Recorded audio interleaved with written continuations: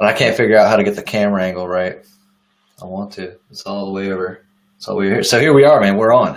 We are live. You good? You feeling I'm good? good. Yeah, All I'm right. feeling good. Feeling good. Ladies and gentlemen, we are on with David Balshaw, the freedom engineer. And David, you know what, man? Just if you don't mind, I love your podcast and your intro music. It's similar. I get a little funky. Hold on, I'm gonna turn it on to see if you can hear that. I always get a little funky, man. Get a little funky, right? Love it, love it. So, yeah, I love your podcast. I love what you're doing, the Freedom Engineer. Why don't you give us a little bit of and hey, listen, thanks for jumping on. What time is it there in Australia, Melbourne? It's 6:30 Saturday morning, so I'm coming to you from the future, dude. I love it. The future looks like it's dark outside and there's moose. But is that a moose behind you? What is that? Yeah, I think it's a reindeer actually. So Reindeer, it's a hipster reindeer. Hipster reindeer. Love it, Yeah. love it, Dave. So you've got a podcast. It's I think you just started up this year. You have and I'm really enjoying what you're putting out there. You know, you're trying to. It's called the Freedom Engineer, giving people the tool in their own lives, and these are tools that you studied and recognized throughout your years of studying others be successful. And you also have an engineer's background, which hence the Freedom Engineer. Why don't you give us a little bit more of a rundown? Tell us kind of where you're at in the show and what people can expect when they tune in to the Freedom Engineer. Yeah, cool. Well, thanks, Brandon, for having me on your show, and I've been listening to your podcast as well, and it's really great to be sharing a journey together, I guess. Yeah, look, I've been studying and working as an engineer for close to 20 years, and always, managing projects and delivering projects, but constantly searching for something else, something more in tune with who I am. And I've struggled at times to really get enthusiastic and motivated about the engineering profession, and have found it dry at times, and have been in the corporate environment, often searching for something else. And I guess I was led at the start of the year through my journey, through some coaching, and we're obviously in a coaching program with Sam Crowley, who has a podcast himself. And I was chatting to Sam, and we were just talking about how I'd learned a lot of stuff through my engineering journey, and it seemed I guess silly to sort of cast aside all my experience, and reflecting on what I've done. I thought that there's so many similarities between engineering and life, and in an engineering project, you're essentially stepping through planning and design and testing, figuring out how things work, and then doing it all again, trying to come up with the best solution. And there are real parallels with life, and you can really just reverse engineer almost successful people and how they've got into the position that they're in through following some fundamental processes. A lot of it's got to do with mindset. A lot of it's got to do with putting in place healthy habits and processes and certain practices that can help in, I guess, moving forward in your life. And so I started the Freedom Engineer podcast to share my story and share these insights that I've found and that I'm still finding. I'm doing a lot of reading about successful people and successful businesses, and I've had my own consulting business a few years ago when I was looking to do something else. And if I reflect on what I did there, I can really use a lot of the insight to I guess help people understand how to go about things better. So look, it's fun times. It's pretty nerve-wracking putting yourself out over the airwaves, and But hey, we're all in this together, and it's who knows where it'll go. No, absolutely, I love it. I've listened to I think almost all your episodes, and I'm really enjoying what you're putting out there. Habits. So I mean, what if So again, what if top five? I think some of the healthiest habits or best habits that you would recommend right off the bat for me to engineer my own freedom. Yeah, cool. I'm just having a bit of trouble hearing you, Brandon, but I'm pretty sure you're asking about some kind of top five tips for engineering freedom and success in your life. And I would say, look, number one is about mindset. It's about really recognizing that as humans we have this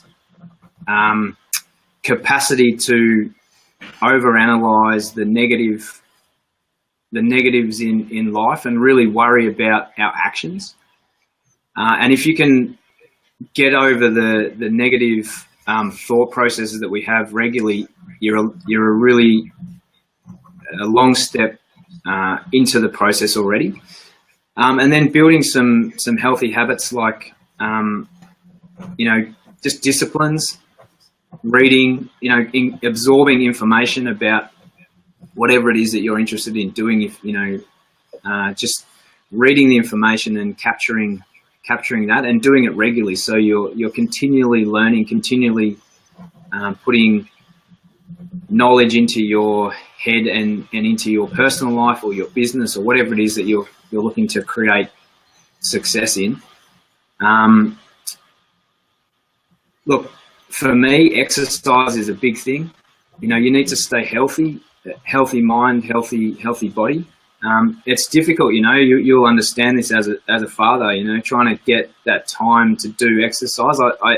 I typically have been a very active person, lots of riding and running and playing sport, but ever since we've had Lola, that's my daughter, she's 20 months, it's been harder to do. So I found myself getting up even earlier and earlier in the morning just to have that time for myself to do something.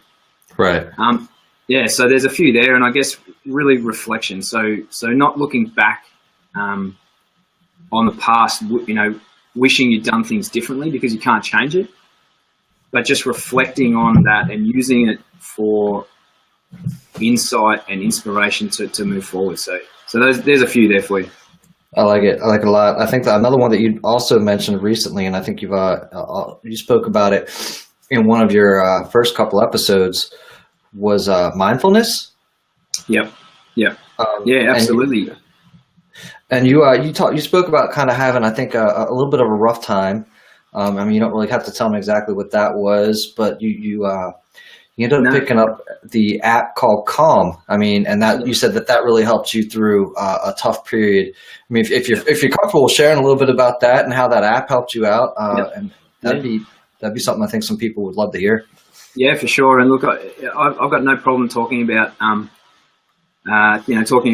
depression and mental illness. It's it's something it's really at the forefront of society's conversation at the moment, particularly here in Australia. And as a family, I've experienced depression. My mum's had it, my sister's had it. I had it pretty bad I'd say about 10 years ago. I took some time off to go traveling after an extended period in work, and without going into the full story, I was living overseas in Finland, and I came back to Melbourne and just went through this really dark time. I'd gone back to work and I was really having a bad time, and I'd suffered through depression, and just periods of that throughout my life. But maybe I'd say about 2 years ago, I said before, I was working in consulting, and I had one main client, but not enough business, I guess, to sort of keep going, and I was underemployed, let's call it, underemployed. Sure. And so I was really, really suffering badly from not being able to find full-time work again. And the impending birth of Lola as well was coming up, and I was really, really struggling. And I just happened to find this app called Calm, And I've done some meditation and mindfulness before, but I found this app which is guided meditation, and if I look back on the app, you can see a history of your meditation practice. And if I go back in time to, sort of mid to end of 2015, I can see just a whole series of days when I was spending time meditating. And it's, this is one of the practices. If you look at it, it's putting in place some processes. And I basically, I was meditating each day. I was using the tips and the tools, and it was really making a difference in my mindset and my thought processes. And so, yeah, I just wanted to share that, I guess, with the podcast listeners. And I tell friends of mine or colleagues, if I ever hear them struggling, I recommend some resources for that. And it's really important for people to talk about it, because it's not something that should be kept quiet. It makes it worse. We've all heard about that. So, and yeah, particularly as a new father too, there was definitely a need to practice mindfulness when things were not going so well. Absolutely. I mean, you've got you got a lot on your plate when you've got a new one on the way, and you're struggling with money, and you're thinking about, how am I going to provide? What can I do? And top that all off with you've got to try to figure out how to keep this thing alive once it shows up, right? And you've also got to put on like the good, strong father face, and be stoic, and you got to take it all in, and you've got a lot on your shoulders, and a lot of times you're not sharing that with everybody, and oftentimes I doubt that rarely you're sharing that with anybody. That's all internalized, but meanwhile internally you're freaking out. Mm-hmm. Right? Absolutely. And putting a lot of pressure on your partner as well. Right. Well, I mean, I can only imagine that, if you're not saying anything and you're kind of, you're disoriented and you're maybe a little off-putting and you're just not speaking, but you can feel that coming probably from you, like that negativity. I mean, you spoke to that too, right? Like, would you say then that the meditation process has been very an essential part of breaking through the barriers of some of the negativity as one of the tools and assets that you would recommend to either your listeners or your coaching clients? Yeah, absolutely. It's it's called meditative or meditation practice for a reason. You can't expect to just sit down on a cushion or a chair or a rug or wherever you are, and put some candles on or some music or whatever, and all of a sudden just meditate and feel like you're connecting with yourself. But it's regular practice to be able to identify your negative thoughts and see those as just thoughts. And this is a key element in mindfulness, is being able to recognize your thoughts and just let them go and just come back to breathing and just sitting quietly. So it's definitely a big part of I would say good practice in feeding your spiritual mind and feeling connected with yourself, I guess. So yeah, definitely. I love it. I've recently, you use Calm, and I've been using more recently Headspace. I don't know if you tried that, but I like you find that it is so helpful. And I mean, you can maybe tell me like how long it took for you to just be comfortable telling yourself that you were sitting down to meditate, right? Because I mean, this type of stuff to me was reserved for, I don't know, somebody kind of way out there prior to, right? So I mean, even that in itself is a little bit of taking some getting used to and becoming comfortable with. How long did it take you, and how long would you say it's taken others that you know? I'm still getting comfortable with the process. I haven't really been. I've always been a spiritual kind of a person, so I've been involved in those sort of practices in the past. If I've been on maybe a youth camp or something, and leaders have got everyone together to just sit down and be quiet or whatever. But I definitely understand your question, and sitting down in a suit and tie, even in the middle of the day on a chair, right, and listening to some guided meditation and some ancient Buddhist music or something, and thinking, I probably should be writing a report or having coffee with a client, and here I am. If anyone could hear what I was listening to right now, they'd probably raise their eyebrows. But right. It's definitely Meg says that she loves calm. Meg oh, that's great. Yeah. So yeah, I can only imagine. I think I did it just the other day. I made sure I kind of had a secluded cubicle, and I needed that 15 minutes. Just close your eyes and let your.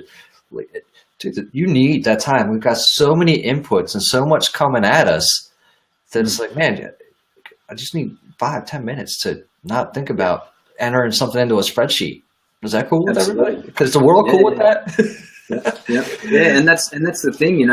If you break it down, in your day, you've got you talk about 15 minutes.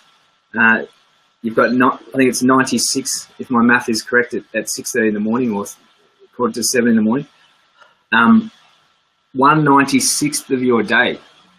It's almost all you need to sit down and be quiet and reflect and have reflection on what you're thinking, what you're going through, and that 15 minutes can be fundamental to a positive mindset, and people don't do it.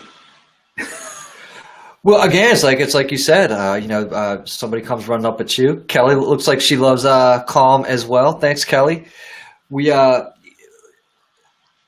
not used to seeing people do it. We're not used to too many other people doing it around us. It's just not a social norm, or it hasn't been a social norm for quite some time. And maybe it was before. I mean, look, how far we've come in like 100 years. And where we've come in 100 years, it's almost like kind of a rubber band effect, right? We're snapping to catch up to ourselves at some point there. But it's interesting. Sorry to interrupt you there, Brandon. But I was just thinking, as far as the freedom engineer and trying to give people some information about what successful people do. I went to a forum with a bunch of sort of CEOs of small and large businesses some time ago, and there was a guy who's a CEO of a company called Swiss Wellness. I'm not sure if they're I know they're the products are in America. It's basically multivitamins. They provide multivitamins for people, men, women, everybody, and so this guy's taken the company from small company up to multi-million dollars, and he was talking about mistakes that he'd made in losing deals worth 70 million. So we're talking about someone who's responsible for a lot of people and a lot of money. And he said that him and his wife meditate every night, and in the morning I think he does it as well. And what's interesting is we don't share information in this society, so maybe there are more people that are doing it, but you just don't hear about it. Right. No, that makes sense.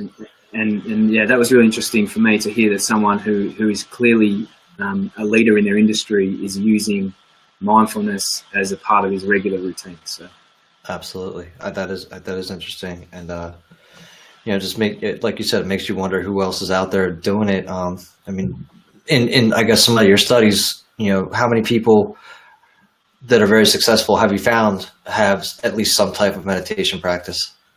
Oh, just about every book that you read, there'll be something about setting aside some time for meditation or mindfulness.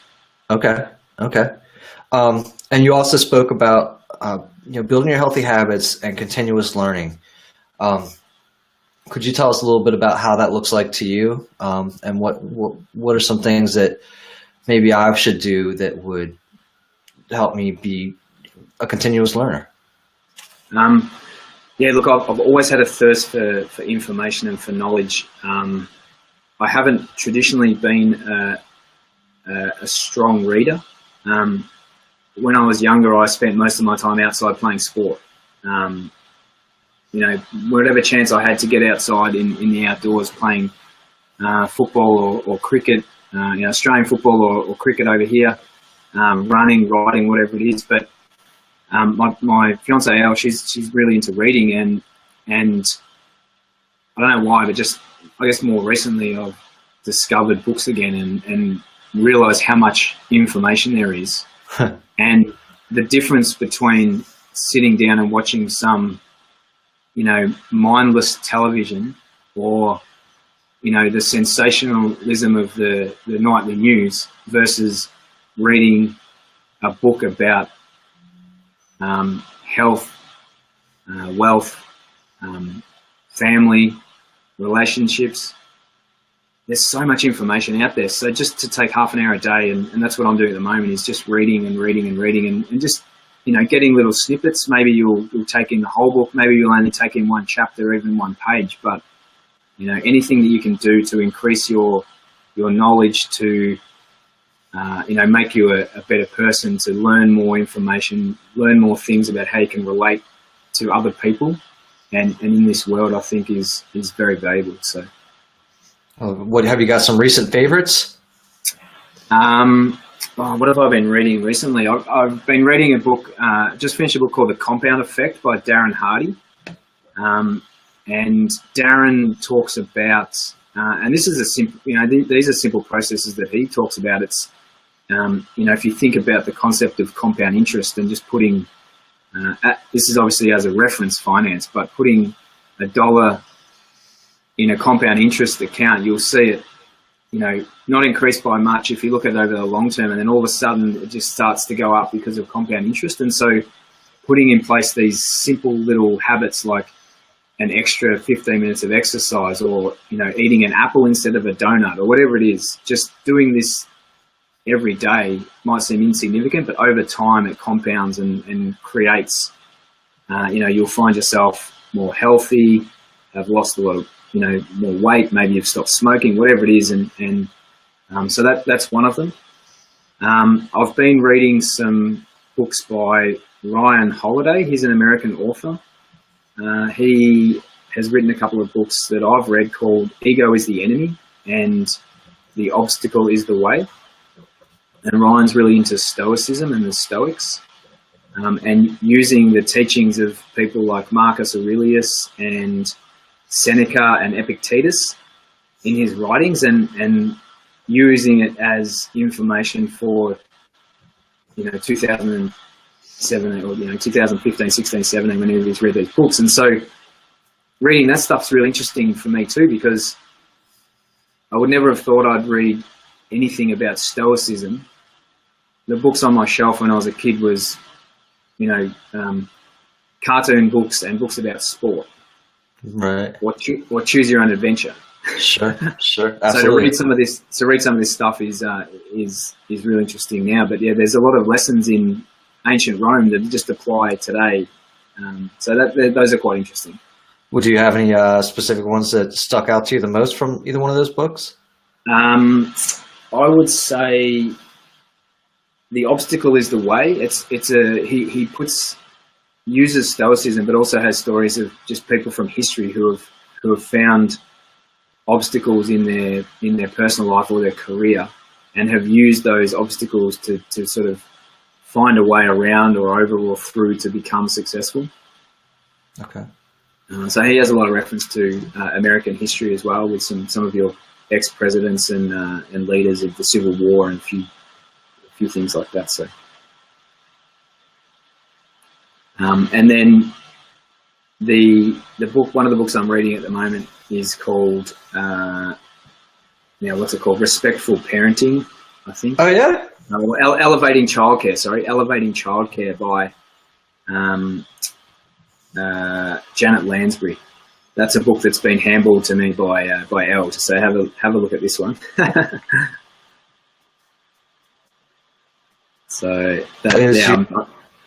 I'm getting through that one at the moment. So right on. I think I also heard you're also getting through the E-Myth, right? So I mean, you're yeah, packing them all in there.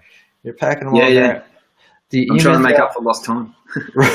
Hey, I feel you on that one. Real quick, I'm gonna hop back to the compound effect, and you Yep. kind of mentioned, some of these daily things that maybe if we, instead of eating a donut, we grab an apple. Or do you have any that you've implemented from yourself? Have you taken action on any of those for yourself? Yeah, so just changing my morning routine. So getting up, I've been trying to get up at 5:30, Okay. and just spend half an hour, like 10 minutes of meditation, Okay. and then half an hour of reading. So just pick up one of these books and read for half an hour, and that way I've started the day well. I've cleared my mind. I've got into a positive mindset, and I've read something that I didn't know the day before. I love it. And if I do that continuously over time, it's guaranteed to help me in my life. I got it. And how long how long has that been going on? Probably about I'd say a couple of months of the 5:30, and it's a little bit born by needing to get up extra early before all the action happens in our household here. Sure. No, absolutely understand that. I absolutely understand that. I've got my 2 young ones too, and you got to try and get it in before everybody needs you. Yeah, that's it. So, this journey to get you to the Freedom Engineer, would you say started right around 2 years ago, right before you had Lola, or would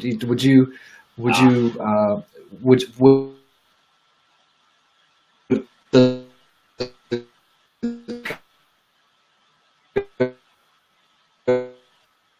vacuum?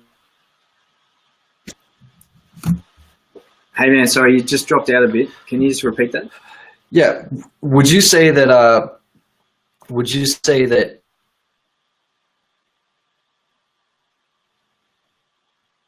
Lola was the cast for Freedom Engineer? But did it take her being born to have that come out in you?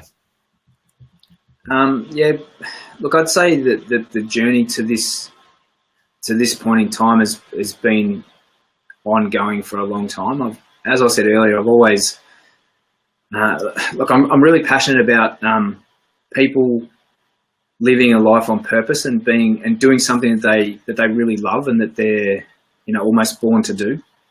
And I've always seen, I guess, true engineering is not really my calling. I was good at maths, and I was I like the environment at school. I've always been interested in the environment, and so I went and studied environmental engineering.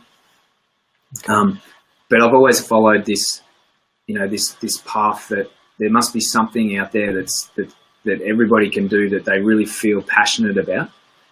So I've been on that journey for a long time, but I guess having Lola and going through this time of underemployment a few years ago, I thought I really need to focus on putting in place these steps and processes to engineer my own freedom. Freedom from needing to worry about future unemployment or future financial difficulty. So I guess a catalyst in a way, but the journey's been going for a long time. So I love it. Like I said, you're picking up a lot of steam on your podcast, and you're delivering exactly what you're talking about here right now. And I'm really personally taking a lot away and enjoying it. It's allowing me to kind of, I think we're at a right? And I just saw this comment. Just tell me how this kind of tell me what your takeaway from this is.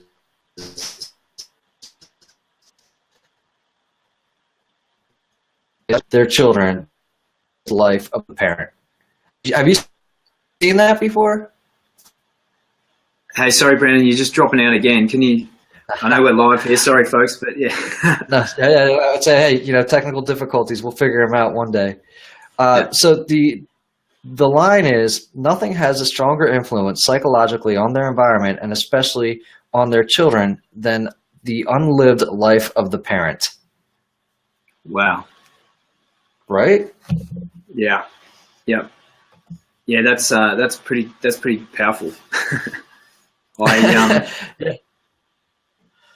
yeah. Wow. Yeah. Look, I really feel like I owe it to Lola and any future kids that we have, if we have any more, to really make sure that I do live a life of purpose, and not just cruise through life, working for someone else in a job just to make money for the weekend so we can, go and have a great time at the movies or whatever. I really want to make sure that our life together as a family is full and filled with purpose and passion. And so, yeah, that's really, really powerful. That's, that really hits home.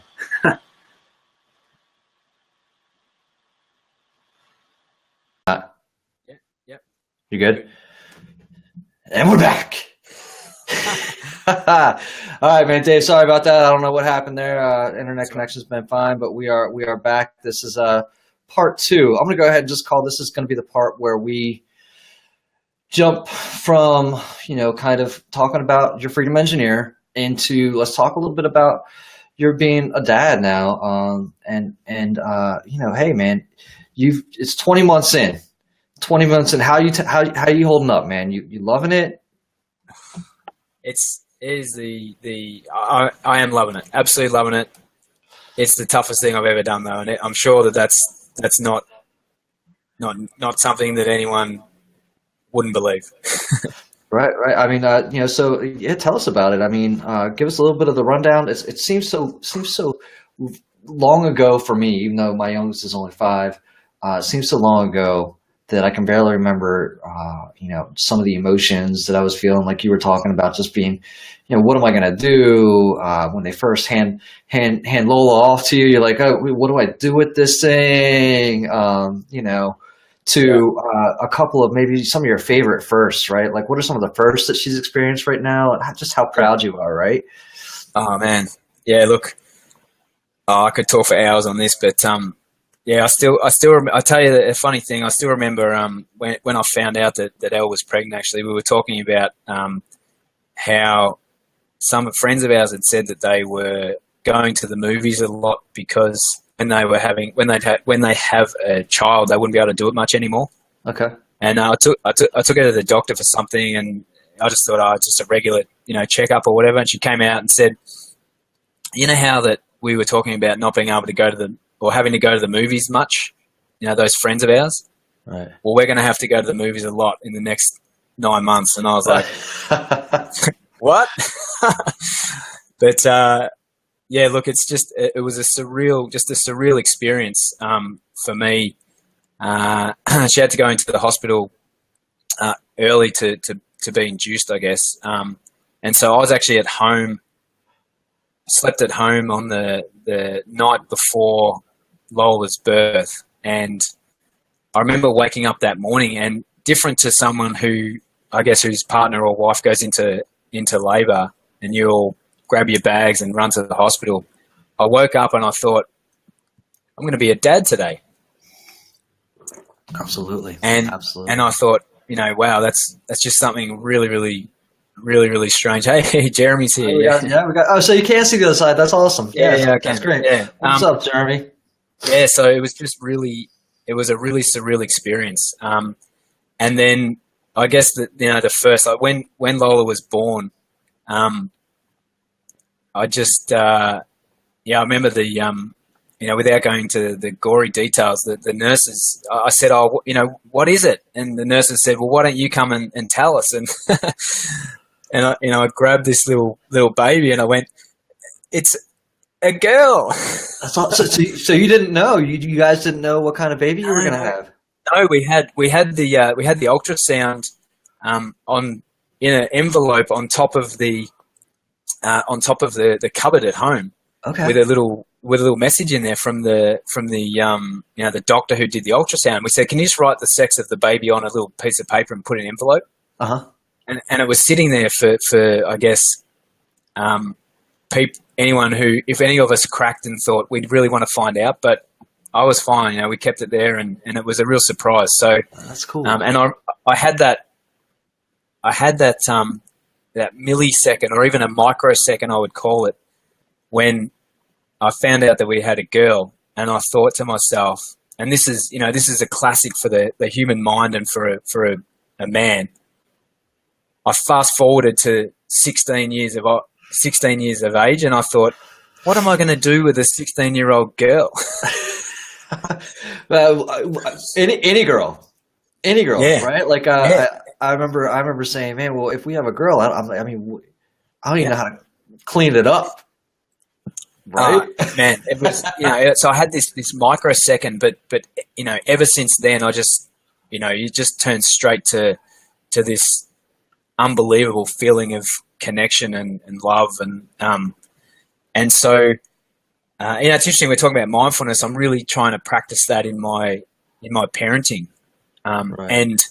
And I did a podcast just yesterday actually on expectation and thinking how, as I'm looking after Lola, or we're being around each other, how much expectation I'm placing on this little person who's only 20 months into their journey, and trying to take a step back and just let her explore and grow by herself. And so first, it's just amazing. The first time she said something was on, I think it was New Year's Eve. We were sitting having a meal and a glass of wine, and she was in a little bouncer, and she just came out with some little noise, and we looked around and thought, what was that? And that was amazing. And then first time she crawled, and the first time she started walking properly, and it's just amazing just seeing her growing into a real little person. And she's very cute and lovable, even in those times of great stress that you have as a parent in the middle of the night. Well, you were saying last night she was up sick last night, having a rough go of it. Yeah. She's generally sleeps okay, but last night, she woke up and she must have picked up a cold at childcare or something, and so she's got a bit of a stuffy nose, and she was crying and wouldn't put her back to sleep. And 20 minutes later, she was up again, and all I could think was to get up in the morning and do an interview with Brandon about being a father, and this is just like perfect. That's fatherhood, man. If you would have shown up with her like throwing up on your shoulder, I would have understood, and so would the audience. Yeah. I mean, that's parenting 101 right there, brother. Absolutely, yeah. And speaking of throwing up, I still remember this is something that is a real that I reflect on is when she got a really bad illness that had some gastro, and she was in the middle of the night, she was up crying, and I had that moment where I'd been up and I was really tired and I was getting frustrated, and I went almost storming into her bedroom to tell her to sort of be quiet. And I was about to do that, and there she was grabbing onto the cot, and she just vomited and then started crying. And I went from this moment of kind of frustration and anger to absolute humiliation and embarrassment that I could have been so, lacking in compassion for my own daughter. But in that instant, then I went to just this, overwhelming feeling of love and compassion came onto me, and it was just all hugs and I'm so sorry. And no, absolutely. And I think one of the worst things that I think that we as parents can experience is the inability to sometimes, especially when they're so young and they can't communicate what's wrong with them. Yeah, right? absolutely. And you're so helpless, and you don't want, there obviously, like you said, there's going to be points and times where you don't want them crying just because you simply don't want them crying. But then there's also like, you don't want them crying because they're your child. All you want to do is help them to be better and live this great life that they're supposed to be trying to live. What I had one that I totally forgot about. Maybe I should have asked earlier, but you got to answer this one for me. Is Foster's really Australian for beer mate? No. Didn't think so. No. Didn't think so. I was going to have a can of beer here in front of me and a koala, next to me this morning, but that's just putting stereotypes just far. That would have been right after you got home from your walkabout, no doubt. Yeah, exactly. Yeah. Awesome. Sorry, I had to ask that one. I don't want to let that one get away. No, that's all right. Yeah. And so another, so still on fatherhood. And the other thing, I mean, you've got a lot of experience. You traveled around 27 different countries, right? And I imagine that's with work. Is there anything that you kind of picked up about me? And I'm not sure if you did this before you were a parent or not, but seeing other cultures interact. Were there any that you saw maybe interacted with their children better or differently that you brought with you? Oh wow. You're right. I have done a lot of travel, but I think I was probably too young and not even thinking about even observing that sort of thing when I was traveling. Sure. If I think about it now, though, I think there's a lot to be learned from the older cultures. Here in Australia, our certainly white Australian culture is only a couple of hundred years old, and we have this. This culture of, you live with your parents and you get to university age and then you move out. But interspersed with that, there's immigrant families that have come into Australia from, Europe and Eastern Europe and other places where they have the extended family. So, grandparents there and real family kind of vibe. And for me, multi-generational. And I'm certainly not suggesting that I'd like to be living with my parents in the house still. But would you have them living with you? No, probably not. Yeah. No, they're actually really helpful. They do look after. My parents are separated, but we have a really good relationship with both sides, and they look after Lola a lot sort of during the week. So it's really great to have them around. But but I guess just thinking about other cultures and what we can learn, I think anywhere that really incorporates family into that day-to-day life is, I think, really valuable. Absolutely. Have you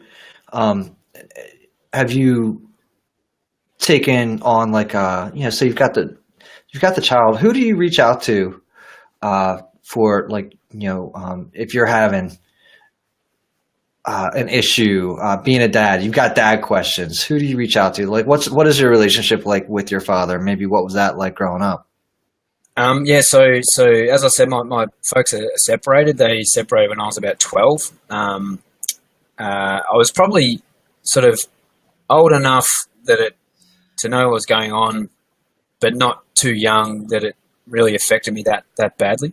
And I've maintained a very good relationship with both my mum and my dad over the years. And my dad moved out, and I saw him regularly, and we still have a good relationship. And he sort of helps out. I'm just trying to think. Think back that far to when I was a kid. We would play sport together, and he'd come and watch me play sport. And he's a man of, I guess, few words. Unless once he gets to know someone, he'll really get into his sort of life story. Okay. But he really enjoys coming over and looking after Lola and being a grandfather. And that's great to see. Again, if I think about being mindful and reflecting on the relationship, I need to be careful not to just see my parents or anyone for that matter who's looking after her as just a tool to be utilised. Oh no, You know, absolutely not. Yeah, sure. that there is a relationship going on there, and that I should really respect that. And I think it's really helpful for my daughter to have been involved with family, being looked after by family her whole life, basically. She's very good socially around other people, so that's really good. Absolutely. I mean, you gotta, you take her to the daycare, right? She's in childcare. Yeah. Okay. A couple of days a week, and yeah, that's good. Sure. I mean, and again, though, so when you, and I feel like I'm guilty of this, when you're having literally dad issues, you're like, man, who do I talk to about this? In any situation, what do you use as a resource yourself outside of like meditation or mindfulness to say, man, am I doing this right? Or do you even check yourself? I mean, and do you wonder whether or not you're doing it right? Yeah, absolutely. I had dinner last night. We had dinner with some really good friends of mine, really old, one of my best friends, and I was actually talking to him about this last night. He's got a couple of boys, probably much the same as your boy's age, maybe 7 and 4 or something. And I said to him, I'm really keen to catch up with you and other friends of ours who are parents, because I don't really have that that resource regularly to be able to say, hey, am I doing this right? And of course I worry all the time about whether I'm doing it right. And there's that expectation, and even reading these books on parenting, and I have my own ideas about what I should do, and then I read just one sentence in a book that says something, and I literally just freak out when I read something that says you need to be a role model to show, compassion, kindness, this, all these things, and I think, oh my God, I need to basically every single minute of the day I need to watch what I'm doing, because it's going to rub off on her, and then I'm like, oh, have I been doing things wrong? Like, should I? Right. Well, this is where, and so you got that. Then like you said, you reach out to like your friends, but this is also, I guess, another place where you would probably apply, letting go of some of those thoughts in your mindfulness, right? Just being aware, kind of hold yourself back together and be like, you know what, dude, I'm just doing the best dad I can do, right? Yeah. And absolutely. And far beyond like many others who, aren't even willing to, pick up a book and read about parenting, or, take advice from others because they feel like they've got it all done by themselves. Right. I think that it's important to establish some type of network and some type of bonds, and somebody you can reach out to that as a trusted advisor, you say, man, I need some help, period, point blank. Right. Yeah. So it sounds like you've got something like that going on. I think that's vital. That's vital. And then of course listening to your podcast as well, and listening, just hearing stories about other people and what they've done is sometimes all you need to understand that you're not the only one going through this, or you're not the only one that's thought that. Right. You can just about be guaranteed that someone else has thought the same thing, and someone else is going through exactly the same stuff as you. So, yeah, and lowering my expectations. And I've been a perfectionist. I'm a recovering perfectionist, and trying to really just be conscious of not placing too higher expectations on myself. On your own self, yeah, sure. Let alone your child who's 20 months old and should be ruling the world by now, right? Yeah, yeah. Why can't you make your bed and get your own dinner by now, Lola? Absolutely, yeah. It should be the Olympics in about 4 years' time. So. What are some of the special moments that you're having right now with Lola that you couldn't imagine life without?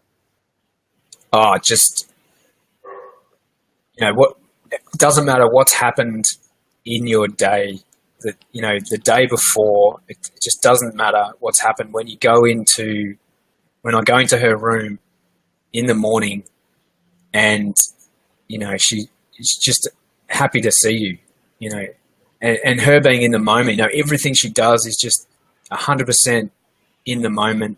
She's absolutely loving whatever she's doing, and getting those daddy cuddles. She just wants to run up and give me a cuddle. And I drop her off and pick her up from childcare on the couple of days a week where she goes there. And when I picked her up on yesterday it was, she saw me through the window as I was walking up the ramp to get into the childcare centre, and she just screamed and clapped her hands, and that those things are just absolutely priceless. Just Absolutely. Priceless. Absolutely. Would you say that that feeling you get when she, that priceless feeling that you get, would you say that kind of sums up fatherhood for you? It has to be. Yeah, it has to Right. be. Yeah. Right. Yeah. Is there any better feeling that you think that you've had other than being a father? My football team won a three. No, you're answering incorrectly, sir. Go ahead. No. My football team won back-to-back premierships down here in Melbourne. That was pretty good. But absolutely nothing. Nothing compares. I got you. Yeah, nothing compares. Nothing compares. Yeah. I mean, a lot of other good things going on. It's amazing to be a father, and you're taking a lot of these principles of success that you're teaching others and learning, but you're also applying those to fatherhood, right? You see, you've got your mindfulness. You've got your even in your E-Myth, right? Where you're trying to run a business, and you've got to figure out kind of how to delegate within the house to not be doing it all by yourself. And I think that, contrary to popular belief, that sometimes fathers are trying to do too much. Yeah. And, maybe talk a little bit about how, or even like when you do the drop off, I mean, sometimes that can be difficult. Like, do you remember the first time you dropped your child off at the daycare? And you're like, and you didn't want to leave, right? Yeah. I tell you I remember the first time that we put her in the car, coming back from the hospital, that I couldn't believe that someone would actually let us walk out of the hospital without a license or without a ticket or without just without a piece of paper that said, this person is certified to be a father, to be a parent.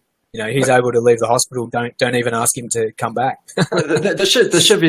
I mean, do you think there should be some type of test that says this guy's fit to be a dad? Probably. But They probably get that a lot earlier before the baby's born. I suppose. Yeah, absolutely. Yeah, but I remember that first time I dropped her off, and it was kind of strange. It's probably more.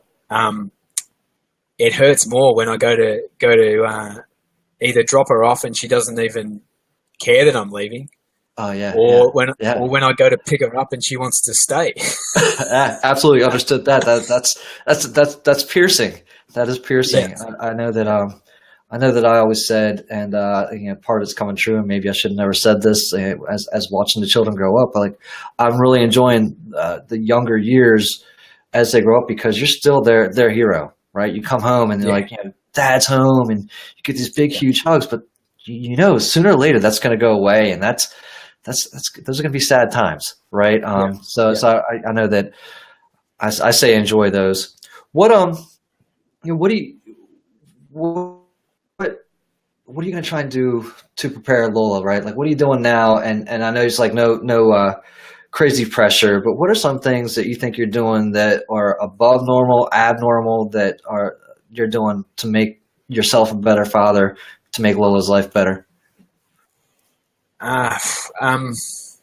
Look, just whatever I can do to become a better person myself, that can then rub off on my daughter, is, I think, not all that I can do, but it's just putting in place those really positive habits and disciplines of learning and, being healthy and being connected and social skills and all those things that,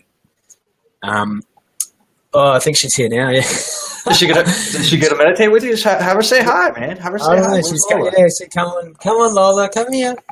Hang on. So yeah, let's say hi to Lola. Yeah. Hey, come on, baby. Without Lola, this show doesn't happen. Come on. Hey, you say hi to everybody. Oh, hey, Lola, what's going on, Lola? Brandon. That's Brandon. Hey. Lola's in the house. Yeah. All so right. she's look, whatever I can do to be a role model is really what what's in my mind is just trying to just be mindful. Again, we're using this word a lot, but being mindful of what my actions are, so that it's not so much teaching from instruction, but teaching from observation. If she can observe what I do and the way that I relate and what how I treat people and how I the things that I do in my life, if she can, because I'm noticing more and more that she's copying things that she's copying the things that we're doing. So it's really important to just make sure that is at the forefront of my mind, so that that's good good learning for her. Absolutely. I believe in that, to be sure. What Hi. not to be a downer, but I mean, in the future, do you see anything that you're imminently scared of for your daughter? I was talking about this the other day, actually. I was talking how she's constantly in the present moment at the moment, and it worries me that the older she gets, with the more knowledge she has of the outside world, the harder it will be for her to live in the present moment. Does that make sense? Yeah, absolutely. Yeah, and, so I need to, as a father, I need to do all that I can to help her to maintain to be present and to enjoy the moment as it is, because it's only if you miss it, then that's it. right. If you blink, it goes away. Absolutely. Is there any question that you were ready for that I did not ask? I'm not sure. No, I don't know. It's really I'm really loving your journey yourself, your podcast, and hearing the stories of other people, and it's actually made me think more about fatherhood. What I need to do, who I can look to as examples of being a good father, and that there needs to be more discussion and conversation around fatherhood, because traditionally as men, we just haven't talked about those types of things. And there's a real shift today. Fathers are much more engaged and involved in their children's lives, that, we should be talking about what we can do to be better and to help, and it's all about teamwork. We're in a team at home, in the family, but also in society. We're all there learning from each other and, learning about how stuff happens. Got a daddy, got it on camera. That's awesome, man. I couldn't have said it better myself. And I appreciate you again. It really inspires me to continue to do what I'm doing. And it's helping me too, right? Getting people like yourself on, sharing these stories, giving us this opportunity to have an honest dialogue, and being able to share it with others so that somebody else can take something. There's going to be somebody out there that's going to take something away from our conversation that neither one of us did. Right? Yeah, absolutely. They're going to hear something. It's like you said, they're going to get that one sentence and they're going to go nuts. My friend was Go ahead. What's that? I was just saying, so my friend last night we were talking about this, and he said he'd listened to one of my podcasts, an early podcast. I think I mentioned his name, actually, Joel, really good friend of mine. And he said that just hearing this this concept of engineering freedom, it made him think about some things that had in the back of his mind, or there's some thoughts that had been sitting there, and it was just this one podcast or something that I said that made him think about it. And that's the value in us sharing our stories and sharing information amongst each other, that we can help to teach and help people to learn something that they didn't know already. Right. No, I mean, we got to help each other out, man. Team human. Team human. Yeah. Team human.